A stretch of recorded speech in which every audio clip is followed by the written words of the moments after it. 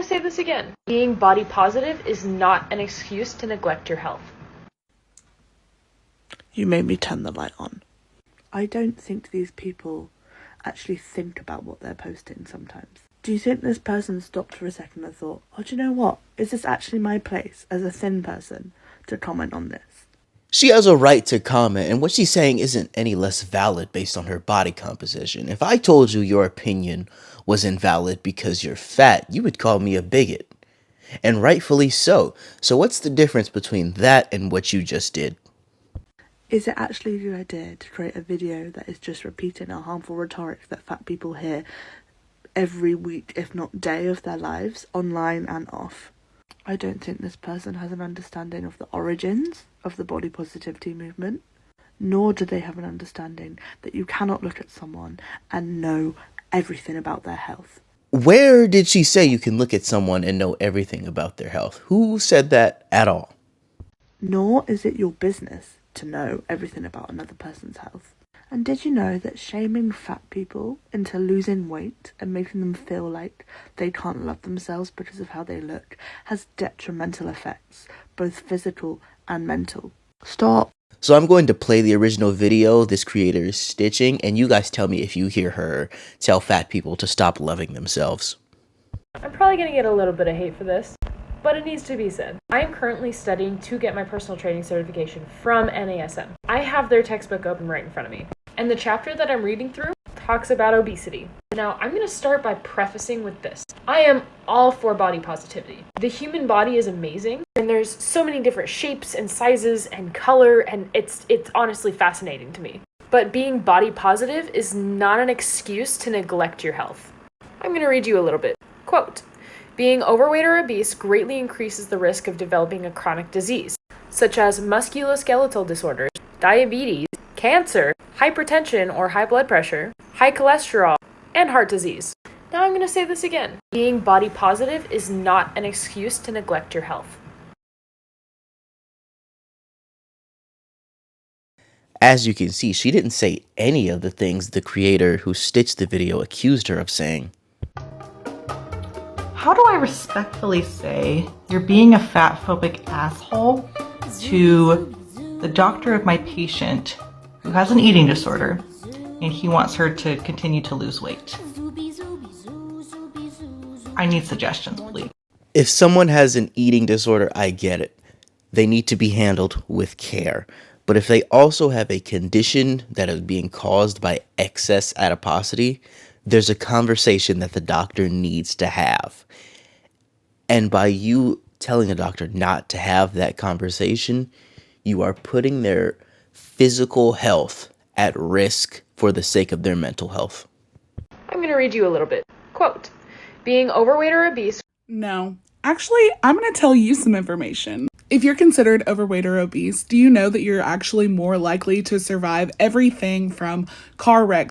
Actually, according to this study by Rice and Zhu, using data from the fatality analysis reporting system, outcomes for overweight people were slightly better, but it should be noted that in women, being overweight actually increased the odds of death by 26%.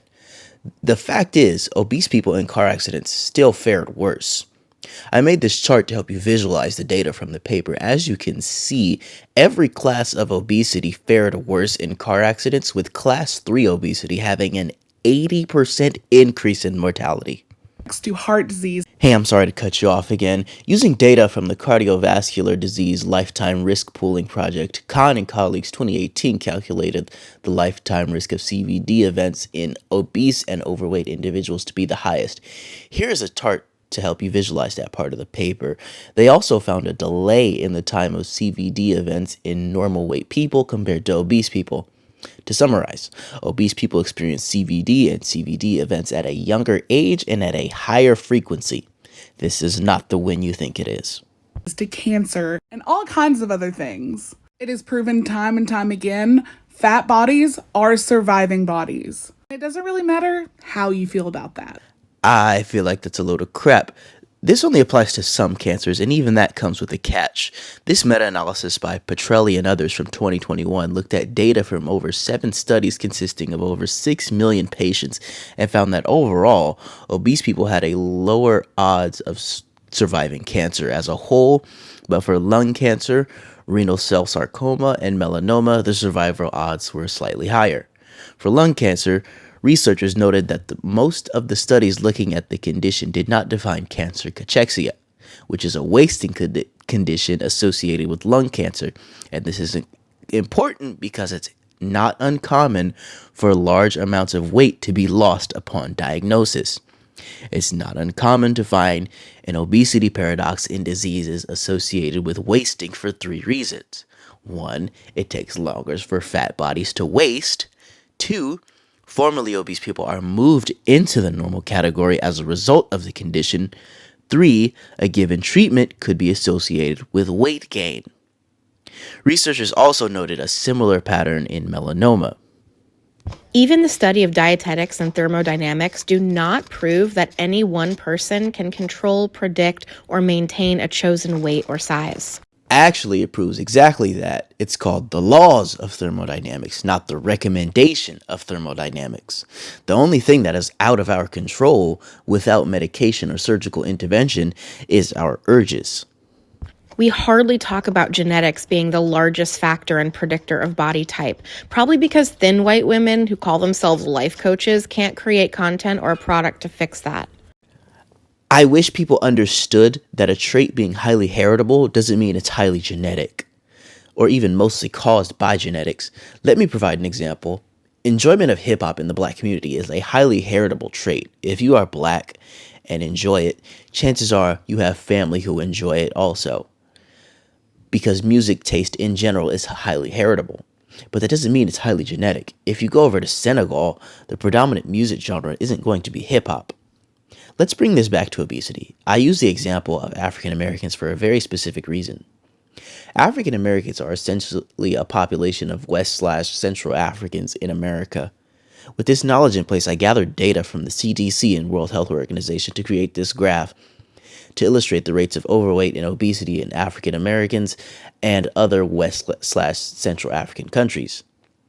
If obesity is truly as genetic as these people claim, explain why the rates of overweight/obesity are so different in African Americans compared to countries they've descended from. Hell, the rate is 3 times higher in African American males compared to other African males. The answer is simple. Just as music tastes, obesity is a very heritable trait, but it's not immune to large environmental influences. I've made myself very, very thin several times in my life, and my body would not stay that size for more than 8 months. That's unfortunate, but it's also your own fault. But here's the thing. I feed myself vibrant, delicious food when I'm hungry. I stop when I'm full unless I'm eating sushi, because sushi. I move my body several times a week. I get great sleep. I love my job. I have social and relational health.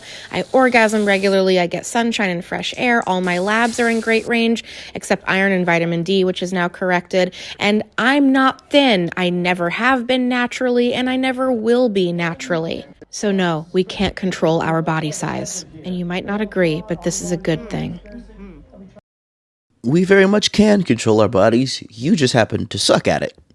She very clearly is not for body positivity, nor is anybody who has left a dumbass comment like this on that video.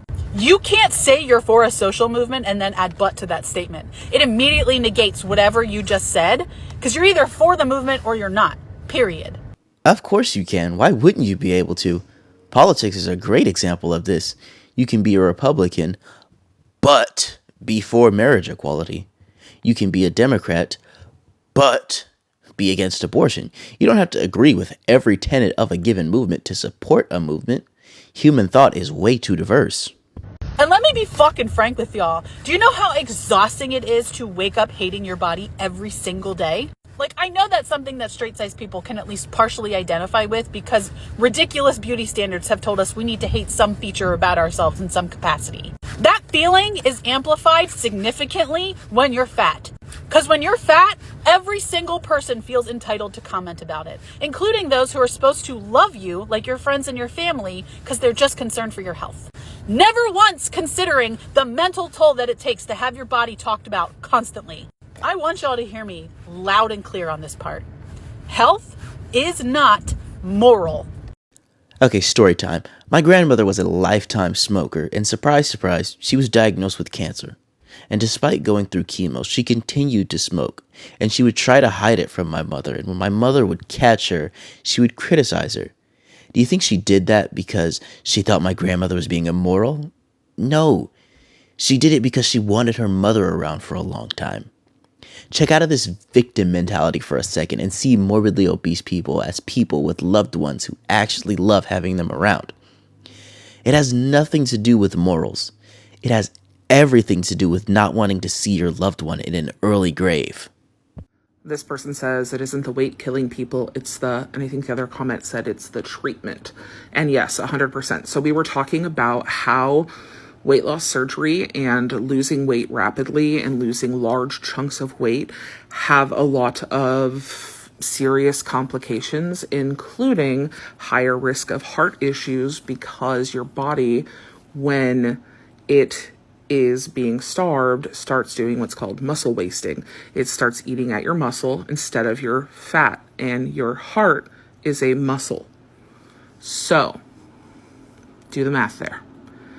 This is the big problem, and this is what really upsets me about fat people being treated as a weight loss problem, because you have a significant number of fat people who lose a significant amount of weight, especially in a very, very short period of time, and then eventually have heart attacks and don't survive, and then get blamed for the reason they died. So their treatments kill us, and then they still say, oh, it's because they were obese. And it's super fucked up. And I'm incredibly over it. This reader has made this claim multiple times, but what they have yet to do is provide a source outside of some anecdotes. This paper by Hamesfield and others published in 2014 goes over a multitude of experiments that demonstrate the following. 1. While lean mass can and often is lost during caloric deficits, the body prioritizes the breakdown of adipose tissue for energy, even in significant deficits of around 1,000 calories. And 2, when a calorie deficit is combined with exercise, muscle mass can be both preserved and increased while fat mass drops. There is no debate and there is no discussion. The body will not go for muscle first. That would be incredibly dumb of your body and would make human beings incredibly fragile to famine. As for the nonsense about bariatric surgery, I'll just take a soundbite from a previous video I made in response to this exact creator. No evidence bariatric surgery has increased heart attacks. Let's talk science. Dumoras, I apologize if I butchered that, and others 2021 took a sample of 2,600 obese patients, half of which consisted of everyone who underwent bariatric surgery in Ontario from January 2010 to December 2016, and the other half didn't go through surgery. After follow-ups, it was determined that the group that underwent bariatric surgery experienced less instances of myocardial infarction, coronary revascularization, cerebrovascular events, heart failure hospitalizations, stroke, and all-cause mortality. If you want to say, oh, well, that's not evidence, weight loss surgery is good for you, then fine. But it's damn sure evidence that it's no worse for your heart than just remaining obese and not going through with the... See, here's the thing. I didn't even know that fat phobia was rooted in anti-blackness until black people started talking about it. And it's not like I'm pulling this out of nowhere. You can do a quick Google search and find a lot of sources that point to it. We have Exhibit A, Exhibit B, and then we have Exhibit C all the way to Exhibit Z. So yeah, go ahead and tell the black community that recognizing the origins of fat phobia is racist. Go ahead and tell them that, because it was not my idea, but they're right when you actually look at it. And also, laziness shouldn't result in getting death threats, getting publicly humiliated, and having serious health issues being overlooked simply because you're fat. Mind you, these issues that fat people go through are amplified if those fat people are black, meaning anti-blackness just amplifies it. So if you were ever publicly humiliated, harassed, bullied, sent death threats, I'm not really going to care because obviously you were too lazy to do anything about it and it's not that serious. I just want to point out how he says there's a lot of sources, but the primary source behind every screenshot he shows is literally one book. Even the Google Scholar search he shows just names this book 4 times, or every time in every link that is shown. That's not a lot of sources. Correct my math here, but that's exactly one more than 0. Pitiful. I hear a lot about this book, Fear in the Black Body by Sabrina Springs, and I often hear it lauded by fat logicians as this definitive proof that fat phobia is rooted in racism. But you know what I never see? I never see them quoting this book. I never see them supplying evidence to support the idea. So, due to the laziness of fat activists, I have been considering getting this book for myself to actually see what the content is, because never in my life have I heard so much about a book and still gathered so little information aside from the central premise. With that said, thank you all for your support, and I'll catch you next time.